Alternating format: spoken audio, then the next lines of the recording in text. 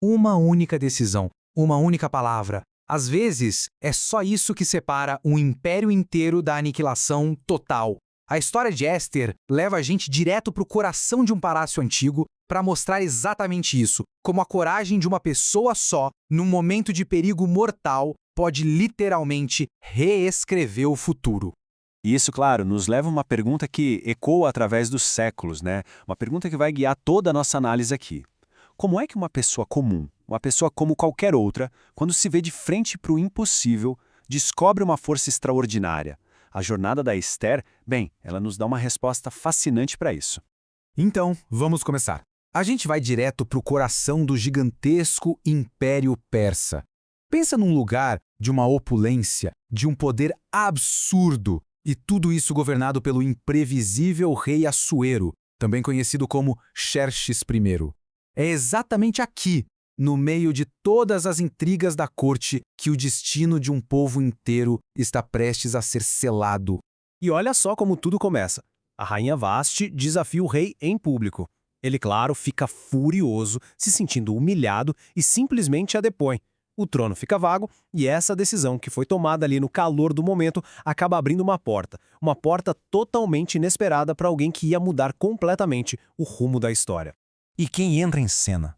Uma candidata totalmente improvável. O nome dela é Esther. Ela é uma jovem judia, órfã, e foi criada pelo primo, Mordecai.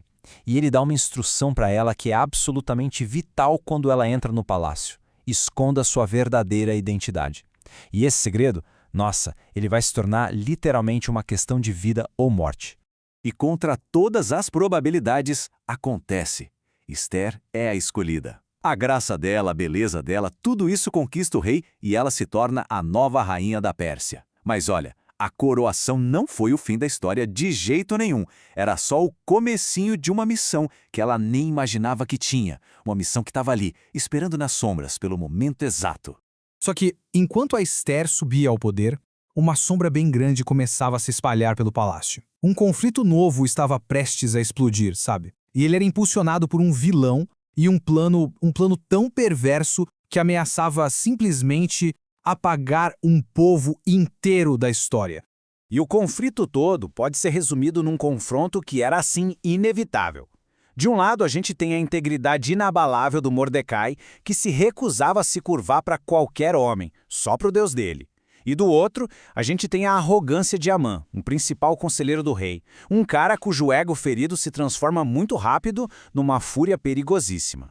Essa raiva do Amã, que nasceu de uma afronta totalmente pessoal, vira uma coisa monstruosa. Ele não quer mais só a cabeça do Mordecai, não. Ele decide usar todo o poder que ele tem para planejar a aniquilação total de cada homem, mulher e criança judia em todo o império. É inacreditável. E como é que ele consegue isso? Com lábia, com astúcia, com palavras venenosas. Amã manipula o rei Assuero até que ele assina o decreto terrível. E com o selo real, pronto, o plano vira lei. E uma lei persa, na época, não podia ser revogada. O destino do povo de Esther parecia completamente selado. É bem nesse momento, no pico do desespero, que todos os olhos se voltam para a única pessoa que talvez pudesse fazer alguma coisa. A rainha. A Esther agora está diante de uma escolha impossível. Se ela ficar em silêncio, o povo dela vai ser exterminado. Se ela falar, bom, ela mesma pode ser executada. O que tornava a decisão dela tão, mas tão perigosa, era a lei persa. Era simples. Ninguém, nem mesmo a rainha, podia chegar na frente do rei sem ser chamado. A pena era a morte. A única exceção era se o rei estendesse o cetro de ouro dele. E para piorar a situação, já fazia 30 dias que o rei não chamava a Esther. Então Mordecai manda uma mensagem urgente para Esther, implorando para ela arriscar tudo. O medo que ela sente no início é real, mas ele se transforma numa determinação de aço. Só que ela não age por impulso, não. Ela é inteligente. Ela pede para o povo dela jejuar e orar por 3 dias, se preparando para a ação que ia definir o destino de todo mundo. E aí, depois desses 3 dias de silêncio, de preparação, ela manda a resposta dela. Uma resposta com palavras que se tornariam o grande ponto de virada dessa história. Se eu perecer, perecerei. É isso, é a aceitação total do risco. Ela está colocando o destino do povo dela acima da própria vida. Mas a coragem da Esther não foi só um impulso, sabe? Foi tudo calculado. Ela não ia simplesmente chegar e confrontar o rei. Não. Ela ia jogar um jogo perigoso, uma verdadeira jogada de mestre. Tudo planejado para encurralar o Amã e expor a maldade dele no momento perfeito. E é aqui que a gente vê a genialidade da paciência dela. Dá uma olhada nessa linha do tempo. No primeiro dia, ela não faz o pedido dela, não. Em vez disso, ela só prepara o terreno, convidando o rei e o Amã para um banquete. É o que acontece entre os banquetes que muda tudo. O rei tem uma noite de insônia, pede para lerem os registros reais e descobre que o Mordecai salvou a vida dele. Isso prepara o terreno para a humilhação pública do Amã na manhã seguinte, um pouquinho antes do confronto final.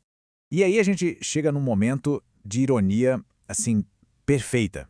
O rei pergunta para o Amã o que fazer para honrar um homem de quem ele gosta muito. O ego do Amã vai lá no teto, né? Ele descreve uma cerimônia espetacular, já imaginando toda aquela glória para ele mesmo. A reviravolta é fantástica. O rei manda ele dar toda aquela honra para o Mordecai, justamente o homem que ele mais odeia no mundo. Pronto, o palco está montado. O Amã foi completamente humilhado. Agora a gente chega no clímax da história. A jogada da Esther está prestes a terminar. E a justiça... a justiça está só esperando o momento certo para entrar em cena. No auge do segundo banquete, no momento exato que ela planejou, Esther finalmente dá o seu checkmate. Ela revela que é judia e expõe o plano de Amã. E ela não faz isso como se fosse uma questão política distante, não. Ela mostra que era um plano para assassinar a própria esposa do rei. Ela mesma.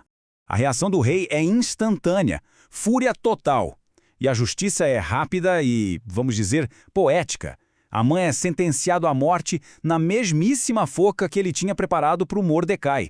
O decreto de extermínio é revertido e o Mordecai é promovido a uma posição de grande honra no reino. E o legado dessa coragem da Esther vive até hoje, sabia? A salvação do povo dela deu origem a uma festa muito alegre, a festa de Purim. É uma celebração que acontece todo ano para lembrar dessa reviravolta incrível do destino e da vitória da vida contra a aniquilação. E assim, a história da Esther joga de volta aquela nossa primeira pergunta, mas agora voltada para a gente. Diante das injustiças do nosso próprio tempo, essa história nos força a pensar. Em que ponto o nosso silêncio se torna um risco grande demais para se correr?